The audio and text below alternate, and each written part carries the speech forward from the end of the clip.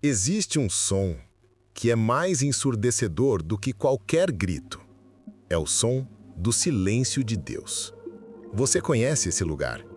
É aquele momento na vida em que você ora, chora, jejua, clama e a única resposta que recebe é o eco da sua própria voz. O céu parece de bronze, o teto parece de ferro. Você olha para o lado e vê pessoas sendo abençoadas. Você vê milagres acontecendo na vida de quem nem busca tanto assim, mas na sua vida, nada. Apenas a espera. Apenas o vazio. E nesse vácuo silencioso, o inimigo começa a sussurrar mentiras na sua mente. Deus te esqueceu. Você cometeu algum pecado imperdoável. A promessa foi cancelada. Não adianta orar, ele não está ouvindo.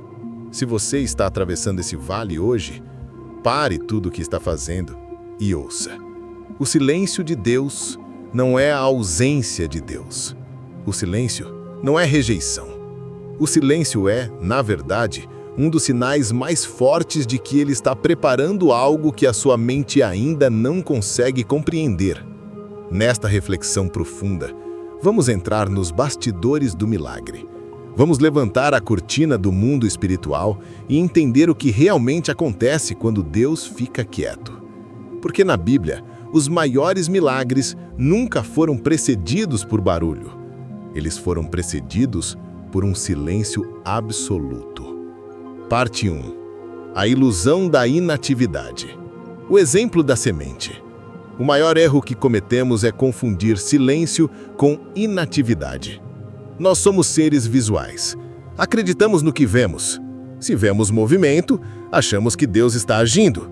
Se não vemos nada, achamos que Deus parou. Mas o reino de Deus opera pelo princípio da semente. Pense em um agricultor. Ele prepara a terra, abre o sulco e lança a semente.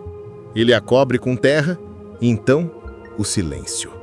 Se você olhar para aquele campo por um dia, 2 dias, uma semana, não verá nada.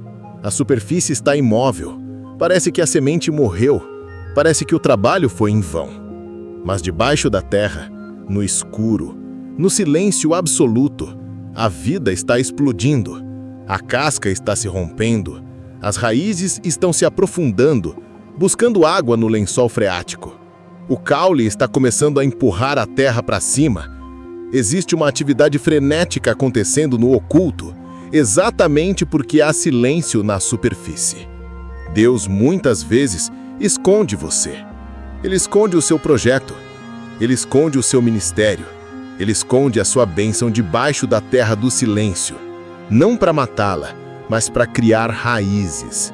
Se Deus te entregasse a bênção agora, no barulho, sem raízes, o peso da bênção esmagaria você.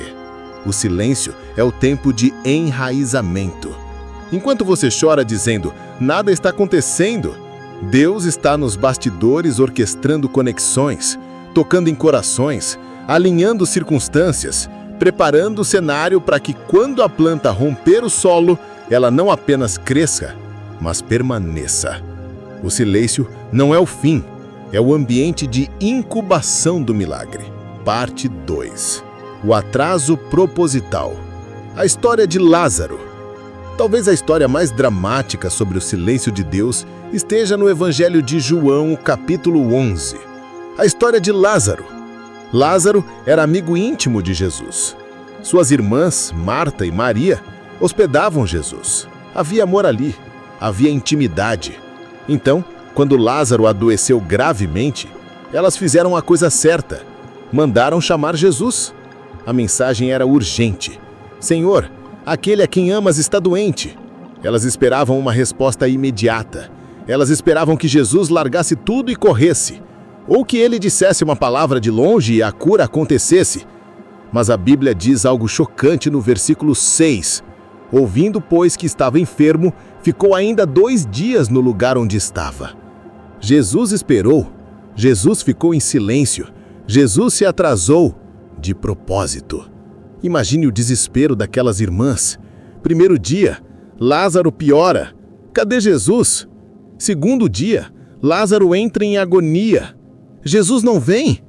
Terceiro dia, Lázaro morre. O silêncio foi quebrado apenas pelo crono do luto. Para Marta e Maria, o silêncio de Jesus significava o fim. Significava que ele havia falhado. Quando Jesus finalmente chega, 4 dias depois, Marta diz a frase que muitos de nós dizemos em oração: Senhor, se tivesses estado aqui, se o Senhor tivesse me ouvido antes, se o Senhor tivesse agido quando eu pedi, agora é tarde, agora fede, agora morreu. Mas Jesus sabia de algo que elas não sabiam.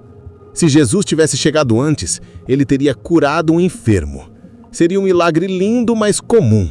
Ao esperar, ao ficar em silêncio, ao deixar a situação sair do controle humano, Jesus estava preparando o palco não para uma cura, mas para uma ressurreição. O silêncio de Deus serviu para elevar o nível do milagre. Ele permitiu que a situação saísse do controle humano para que a glória dele fosse manifesta de forma inegável. Ele não queria apenas consertar o problema de Marta e Maria. Ele queria revelar quem ele é. Eu sou a ressurreição e a vida. Se Deus está em silêncio na sua vida e as coisas parecem estar piorando, pode ser que ele não queira apenas te dar uma cura ou uma ajuda. Ele quer fazer uma ressurreição. Ele quer fazer algo tão grande que ninguém poderá explicar a não ser dizendo: foi Deus. O silêncio dele é a preparação para a maior glória que você já viu. Parte 3. O teste da confiança. José na prisão. Mas há outro aspecto do silêncio. O silêncio como teste. Olhe para José. Ele teve um sonho dado por Deus. Governaria. Seria grande. Mas qual foi o caminho para o sonho? O poço, a escravidão e o pior, a prisão injusta. A Bíblia diz que José ficou preso por anos. Ele interpretou o sonho do copeiro do faraó e pediu apenas uma coisa: lembre-se de mim quando você sair daqui. O copeiro saiu, foi restituído. E a Bíblia diz: mas o copeiro mor não se lembrou de José. Antes, se esqueceu dele. Mais 2 anos inteiros passaram. Você consegue imaginar o silêncio naquela cela? José fiel, íntegro, temente a Deus, esquecido, abandonado. Cada dia naquela prisão era um teste. O silêncio gritava: Deus te enganou. Seus sonhos eram mentira. Desista da sua integridade. Maldiga a Deus. Mas o que José fez? Ele continuou servindo. Ele continuou sendo excelente, mesmo dentro da prisão. O silêncio de Deus não é para te destruir, é para revelar quem você é. É fácil adorar a Deus quando o mar se abre. É fácil ter fé quando o dinheiro cai na conta. Mas quem é você quando Deus fica quieto? Quem é você quando a promessa demora? A sua fé é baseada no que ele faz ou em quem ele é? O silêncio é o fogo que refina o ouro. Deus estava forjando em José o caráter de um governador mundial. Um homem que não se quebraria com o poder, porque aprendeu a se manter firme na dor. Se Deus está em silêncio, Ele está testando a estrutura da sua alma. Ele está vendo se você é fiel apenas pelas bênçãos ou se você é fiel pelo relacionamento. E quando você passa nesse teste, quando você adora no silêncio, o céu se move.